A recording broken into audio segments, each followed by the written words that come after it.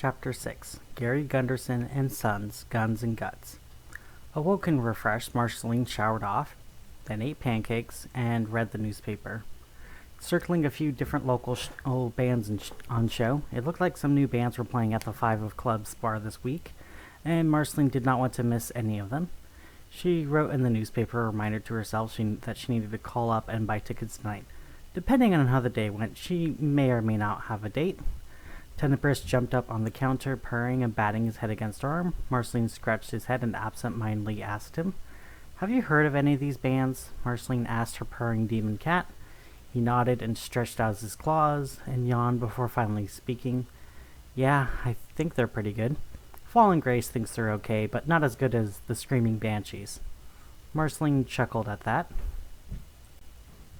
The Screaming Banshees was a heavy metal band of literal banshees. No human lungs could produce screams so loud or so long as they could.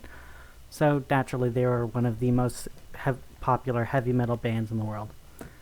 This one looks really interesting. Mach 5? Aren't they a supervillain group out of Swamp City? Why would they be doing a show at the Five of Clubs? Marceline wondered for a moment rhetorically. Unfortunately, Tenebris doesn't understand the point of a rhetorical question, so he gave her a non-rhetorical answer. They're also the biggest band out of Swamp City. And villains might be a bit of a strong word. I mean, other than the bank robbing, crashing an Imperial server farm, destroying the mayor's mansion, destroying the mayor's other mansion, and then destroying the mayor's super yacht, the Supreme, what did they do that was so dastardly? Tenebris retorted. Look, if you're going to waste my time, you can just look at the mirror behind you. You know I'm going to see them anyways. And honestly, who knows what'll happen with this supervillain rock group. Marceline finished circling the last band and picked up her file and went downstairs to her car. The stairs leading down creaked like normal, but today there was creaking behind her. Not seeing anyone behind her, Marceline decided to test it at the next landing. Standing still on the landing, she heard the creaks above her for another second, and then it stopped. No doors opened, no calls were made, nothing to indicate anyone left. So someone was almost certainly following her. Time to make her next play. Marceline continued her walk down the stairs, and sure enough, 2 flights above her, the creaking started yet again. Putting on her jacket and taking her sunglasses out and putting them over her face. The sunglasses were reducing her view due to the relatively low lighting of the inside of the stairway. Marceline was going to need to see what only the shades could show to her. Deep breath in, then a deep breath out. Her hair was receding. Deep breath in, then a deep breath out. The creaking is now closer than it was. Deep breath in, then a deep breath out. Her blouse is now a shirt. Her skirt is now black pants. A final breath in, and a final breath out. Red Prince is now making her way down the stairs, the creaking from her feet and the creaking behind her are almost at the same place. Now down on the final ground floor, she turned to face what was following her. Though her shades could see nothing, whatever was creaking couldn't be seen, even through shades meant to show the unseen. Red braced herself for a fight or a strike, but nothing happened. The stairs creaked like something was stepping off them, but nothing happened. There were no ghosts through the shades, no invisible person, nothing there, not even nobody. After a few moments of nothing happening, Red took a deep breath and continued to the door, opening it and heading outside. No more creaks behind her, no footsteps could be heard, and there were leaves on the ground. If anything was pursuing her, it would have crunched the leaves, or at least be heard. Even ghosts had a hard time walking past leaves without causing them to crunch. Paranoia, paranoia, paranoia, Red whispered to herself. This wasn't the first time she thought she was followed, and she wasn't actually followed.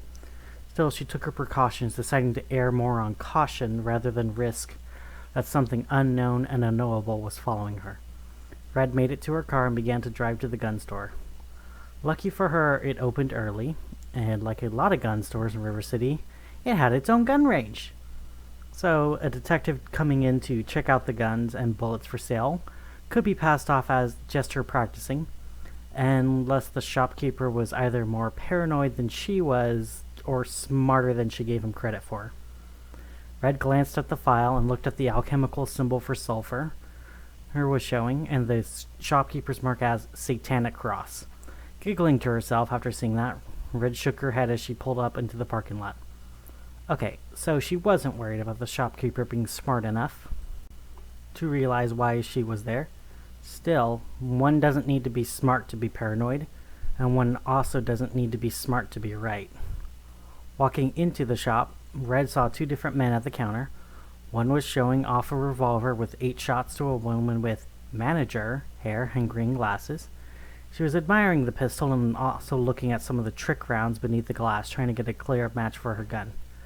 So if you fire glue rounds, you need to be back at least 30 feet, otherwise you might still break the skin or bones. However, if you stand further back than 50 feet, the round may fall short, so you should compensate by aiming higher than the center of mass, the bald white man with a name tag marking him as Gary. Red went to the other man behind the counter. He was busy disassembling and cleaning a pistol. This one looked more like a traditional 5-shot repeater.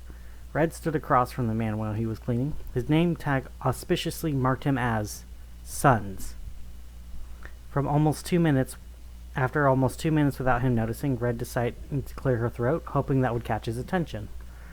When that didn't work and Sons kept cleaning his gun, Red thought he might not be able to hear her, so she signed hello, making sure she did it in a big way so that she could be seen. Sons looked up at what he was doing to look at Red for a moment. She smiled at him and said, "Hi, do you sell silver bullets?" Sons looked at Red for a moment and then pointed at the display behind her that had the silver bullets. Red turned around to look at it. Sure enough, there were lots of different silver bullets and even engraving equipment. The laser engraver reminded her a lot of a key-making machine, a screen and a keyboard, and also an open box to insert the silver bullet. That must have been where it was sold and then engraved. Red turned back to Sons, and even though he was focusing on cleaning the gun, Red made sure to smile and tell him, "Thank you." As she turned around to face the silver bullets, some were already engraved with what Red assumed were popular shapes. She couldn't feel any real magic coming off them, but they were definitely real silver. The name of a lost soul engraved could theoretically send the spirit off to judgment. The practice was well known for centuries, but it would require that the silver object was inscribed with the spirit's true name, and the silver could only be used on one spirit. It could then be refined and melted down and used again, but that was usually too much trouble unless there was an awfully big boogeyman that needed to be brought down. Still, usually silver daggers or blades were preferred, because if you miss with a dagger, you can pick it up. But losing a bullet or an arrow could be much harder to use against a fight for your life. Unless you inscribed a lot of bullets, or if you're a sharp enough shooter to not miss your first shot, Red whispered to herself, seeing that 4 blank silver bullets were missing on the top row. 3 for last night, and the 4th for tomorrow. Ghost Hunter was definitely here. That also meant that he left. Red somehow doubted that Sons was going to let her dig through all the recent transactions over the last few days to see if someone bought some silver bullets. Gary made his way over to where Red was. Gary stood on the other side of the counter and smiled his best businessman smile that made Red's skin crawl. She saw that smile before on demon dealers and shady salesmen alike. The smile of someone who saw opportunity and was going to get everything he possibly could from that deal. Gary began to speak, and sure enough, he felt confident enough to lead the conversation, even though Red hadn't spoken yet. "Ah, I see you're looking at silver bullets. Very cool, very cool. Silver is a common sigil for purity, so in the olden days, people would wear these very bullets on their necks to protect them from the likes of vampires, witches, and werewolves. Nowadays, people still buy bullets that think they're dealing with the Fae or other supernatural threats. So tell me, sir, what kind of silver bullets are you looking for today?" Gary finished his spiel, leaning on the counter, his face confident. Red hid her obvious disdain for his inaccurate facts, and also by him calling her a sir. So she cleared her throat, gave her biggest smile, and spoke in a soft, slow voice, trying not to let her true emotion show. "Oh, my girlfriend's birthday is coming up. She loves her 6-shooter so much. I thought it would be so cool to get her silver bullets for her gun," Red said, doing her best impressions of an innocent but knowledgeable customer. Maybe Gary would reveal some of his secrets by mistakes. He clearly was going to let something fly if he kept leaning forward on the glass display that clearly read, "Don't lean on." "Oh, a 6-shooter? Sorry, buddy, but 6-shooters ain't real. They only come in 5 or 8 shooters, but we still got plenty of options. Here we have some basic bullets, silver tipped, but the rest are made normally, so they'll fire most calibers. I was hoping to get some of the bullets engraved, Red said, taking a deep, quiet breath to not clench her teeth. Gary was lecturing her how 6-shooters don't exist, while behind him there were 3 different 6-shooters. This conversation could be over 5 minutes ago, and it was already too long. Oh, engraved bullets? Well, you are in luck. If you buy a full silver bullet, we can get it engraved. What would you like engraved on the bullet? Maybe a heart? Her name? Or your name? Or maybe her name and your name in a heart, Gary offered, waving his hands in a big way to already imagining the sale. Red unclenched her hands, trying not to think about how creepy it would be to give her girlfriend with a bullet to give her girlfriend a bullet with her name on it. Might as well go around saying, I have a bullet with your name on it. Don't forget it. P.S. I love you. Seriously creepy. I saw on your website that you had moons and satanic crosses, Red spat in her own mind at saying that out loud. I was hoping you can get me with a full set of 8 with both of those inscribed, Red finished. Gary's eyes lit up at the big sale. Sure. No problem. We can do the engraving for you right now while you shop around and see if there's anything else you like. If you want, we also sell personalized targets. We got demons, zombies, angels. If you want, we can also get a picture of you or a picture of a politician you like. Put that on a target. You know, so that way your girlfriend can blow off some steam, he said with a big smile and a wink. My gods, who the hell would do that with someone they are in a relationship with? Red thought to herself. She was extremely careful not to say anything out loud, but at the rate she was going at, she was not going to lose any sleep if this place was taken down by River City Police. Oh no, thank you. I just want the bullets. We're just going to take it to a gun range that provides the targets already. Immediately after saying that, Red could feel her stomach fall. She gave out another lie, hoping that Red would drop it. Instead, all she did was open up for another route where he could try and sell her something instead. Oh, you're going to a gun range? Well, we have a gun range in the shop, and we do group discounts for birthday parties. We can even let your girlfriend pick out her favorite target and fire her favorite gun. In fact... Gary leaned in for this next part to whisper, even though the only other person in the shop was Sons. Presumably Gary's son. We have grenades that she can throw just on that special occasion, Gary whispered. Fred took an immediate mental note. Grenades were highly illegal in River City, and there was an ongoing bounty for any gun shops that were selling them. There was a very high chance that Red could make a lot more money off this guy than he was ever going to make off of her. Oh, that's definitely interesting. Can I have your business card for that? Red asked, her eyes practically gleaming from the idea of the payday she was going to make off of Gary. Gary smiled, seeing her gleaming eyes as a sign of interest in the party. He didn't even bother to hide it as he gave her business card and a poster about the birthday party in print that said, "We have grenades."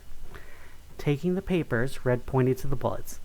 Can we get those engraved now? She asked, hoping that would give her the final piece of the investigation. The screen of the engraver was facing her, and if it worked like a typical computer... Sure enough, he pulled out the most used items, and right in front of her was recent engravings. On top of the list of recent engravings was the name Tiffany. Underneath it was Melvin, Barnabas, and Melody. This was all the evidence for Red Prince to make her final connection. Ghost Hunter definitely used the shop to supply the bullets. After a few minutes, Red thanked Gary for the bullets. He didn't even ask to see her ID or try to run a background check. He just asked for his 200-cent tea, and Red paid quickly, making quite sure to ask for a receipt, leaving the shop with all the evidence she needed. The bullets, receipt, along with a little incriminating poster. River City Police Department was going to have a field day of fines, bounties, and closures, sure enough. However, right now, Red was going to have to focus on helping out Tiffany. Still, though, a piece of her mind was working on how much the city was going to pay her for this discovery. As she could keep the ball in play, she may make more from Gary than RCPD was paying to help Tiffany. Making it to her car with 8 engraved bullets, Red checked her next address. The Homeowners Association had headquarters that was just the president's home address. Sure enough, it was right across the street from the haunted house. She knew that there was no warrant on the homeowner's president, so if they didn't want to speak to her, they didn't need to. Still, though, any evidence that could be obtained legally was going to be drawn very fast, especially since Red was certain there was going to be another attempt tonight.